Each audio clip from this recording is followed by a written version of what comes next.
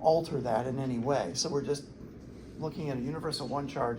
This is going to leave us here with one of these terms of being 0. Now, there's going to be some problems that you're going to encounter, both in the homework and on the test, where it will say, it will bring an actual charge from infinity to a certain distance to the actual charge over here. This source charge that we're talking about here is this charge right here. It's the source charge of the field. Does that make sense? And so what we're looking at here is the voltage or the work done necessary to bring an arbitrary charge to a certain distance r, at this distance, the amount of work done. And so it's a tangible, measurable value that we can actually get. Where the electric field, you got to do, Gauss's law.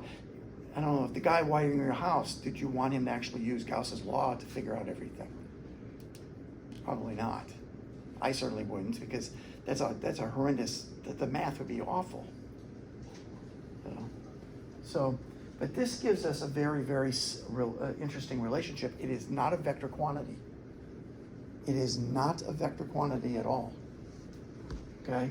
It has the voltage basically at a distance r around this actual charge. Yes, sir?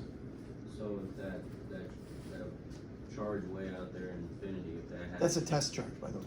Yeah, if that test charge had a charge, you would just subtract it off of... No. We're ignoring it entirely. No, I'm saying hypothetically, if it did have a charge. Then we wouldn't have a voltage anymore. If you had a real charge, this Q right here is this Q right here, and that's it. That's why it doesn't matter what charge you're actually bringing in.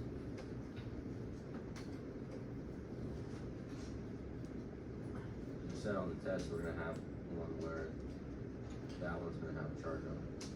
Yeah, and then it's me asking you, do you actually use that charge in the calculation? It's a trap. That's messed up. At least he's telling us now.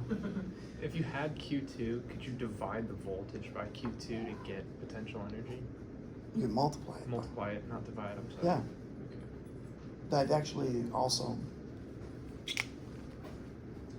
Is that why we don't care about the charge of the test charge? Yeah. Okay. Yeah. Because it's accounted for with V. That's right. Okay.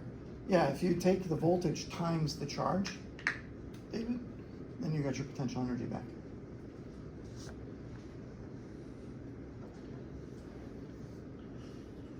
Does that make sense for everyone? Make sense? Kind of. Yes. So could we have done this entire exercise without that test charge up there? No, it has to be this charge here. The source charge is what we're really focusing on. We're just testing at what distance does it require to, what distance from the source charge do we have a certain amount of potential energy available to us per unit charge. Does that make sense? That's almost It's not intuitive. It's not intuitive. The homework that we're talking about that you're going to have for the weekend now is essentially based on this. Okay. Now, suppose I have like a charge here and a charge here and a charge here. And what I want is the total voltage available at a distance r, from all of them like that, collectively. And see how you do that is the sum of our voltages here is going to be like V1 plus V2 plus V3, where you're basically taking 1 over 4 pi epsilon naught times Q1 over R1 plus Q2 over R2 plus Q3 over R3. okay? Now, one of the things I want you to remember, and please remember my words as I say them today. This is not a vector. So the need to extract X and Y components isn't there anymore. Okay? And therefore, the charges themselves, the sign of the charges do matter.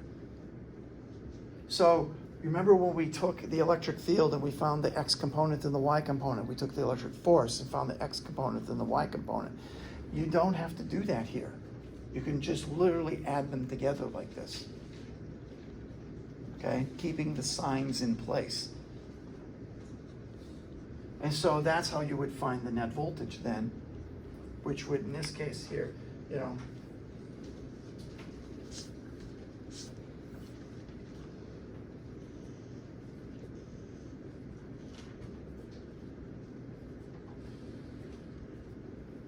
in that case, the voltage, some of the voltages is pretty straightforward.